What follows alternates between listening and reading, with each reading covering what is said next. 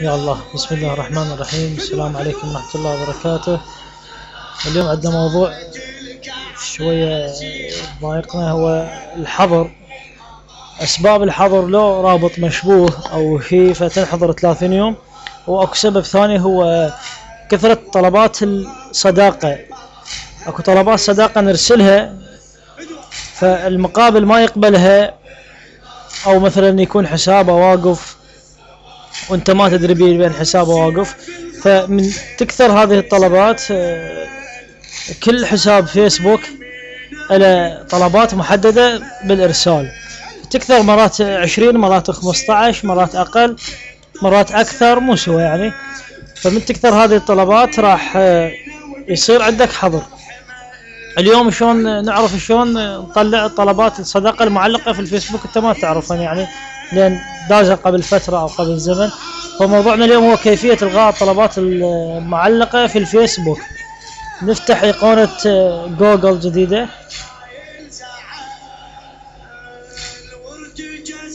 نكتب كيفية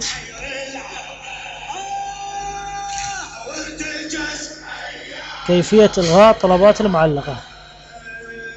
راح تطلع لنا أيقونة نختارها، كيفية إلغاء الطلبات المعلقة في الفيسبوك.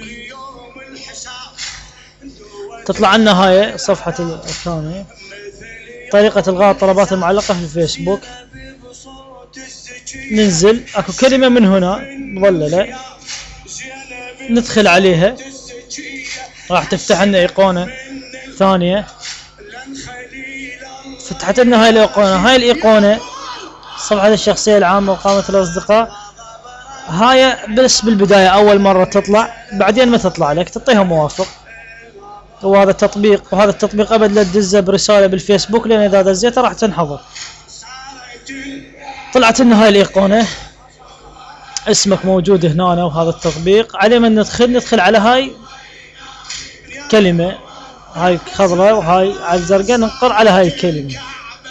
هذا الاختيار الازرق ننقر عليه. فتحت لنا 3 مراحل نطبقهن. اول مرحلة اللي راح نسويها، نضغط على هاي رقم 1 عليها السهم، نضغط عليها راح يفتح لنا ايقونة صغيرة على اليسار فوق. هاي لازم نظللها، نجي ننسخها هنا. فاحنا شو نسوي؟ نظللها كها.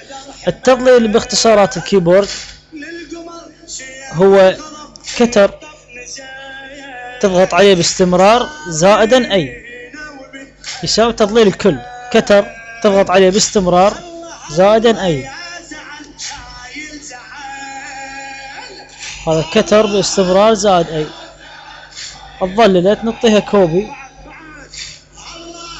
نجي المرحلة الثانية، هو مبين لنا هاي المرحلة، نجي يقول لك انسخها، يعني خليها هنا ننسخها، نعطيها بيست بالمرحلة الثالثة. راح نضغط على هاي، ننتظر شوية.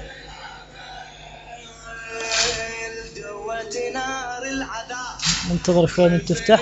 فتحت عندنا. انا ما عندي بس طلب واحد اللي سويته لان اسوي الدرس بيه، اللي هو هذا الحساب الثاني. راح تطلع لنا اذا انت كانت عندك طلبات هواي، راح تطلع هنا اسماء هواي وصورهم اللي دازلهم اياه. فتدخل على هاي الكلمة او على الصورة، تدخل على هاي الكلمة تنقرها، راح تفتح لك ايقونة جديدة، هي اللي الشخص اللي داز له الطلب. هذا الطلب اكو مشكلة هنا، من ندز طلب صداقة. مرات من ندز طلب صداقة اكو كلمة متابعة، هي اللي وحدها راح تنداس متابعة. فالشخص المقابل ايش راح تطلع عنده؟ راح تطلع عنده تابعك فلان، مثلا تابعك محمد الكناني، انت داس طلب راح تطلع متابعة. من طلعت عنده متابعة الطلب ما راح يوصل له. فانت تتأكد من دز الطلب، تتأكد بان انت ما ضاغط على هاي. فاحنا شو نسوي؟ نلغي الطلب، نلغي الطلبات حتى يخلص الحظر عندنا. وورا الحظر بعدين، بعد ما تصير عندك اعجابات ومشاركات هواي، حاول لا تدز طلبات. من يخلص الحظر ورا فترة دز طلب مثلا باليوم او طلبين باليوم لحد ما يوافقون عليهم، يلا دز طلب جديد. لغينا نجي نلغي مثلا من هنا ونكمل بعد من اللي عندنا. نضغط على هاي الكلمة مثلا، كملناها مثلا خلصت ما عنده اي طلب معلق. راح تلغيها انت، الغيها او غيرها. هاي الطريقة حاول مثلا كل اسبوعين تسويها بالشهر مرة تسويها، حتى تحافظ على حصتك من طلبات الصداقة اللي ترسلها. لان مرات ندز طلب صداقة وننسى او فد شيء، مثلا ما نراجع منو استلم طلب الصداقة مالته او منو ما استلمه. هنا يمكن فلان من الناس اللي دزيت له طلب حسابه واقف او حسابه صار عنده تأكيد او شيء، فما يقدر يستلم الطلب. هاي المرحلة نحفظها او هاي الطريقة نحفظها حتى ما يصير عندنا حظر. وثانيا الروابط المشبوهة، واحد يكون شوي نحذر من الروابط المشبوهة، من دز رابط مشبوه بالرسائل مرات هم يصير عندنا حظر بهاي الطريقة. يعني رابط يوتيوب ما بيه اشكال اذا تدزه برسالة، بس مثلا هاي خاصة هذا الموضوع هسه اللي نشرناه هذا اللي درس، هذا لا تدزه برسالة، لان انا دزيته مرة الشخص انحضرت 30 يوم لان قال لي هذا رابط مشبوه. هو تطبيق يطبق على الفيسبوك. وان شاء الله الدرس ان شاء الله مفيد وخدمتكم انا، وان شاء الله رمضان كريم علينا وعليكم، وتقبل الطاعات ان شاء الله بهذا الشهر المبارك يا الله.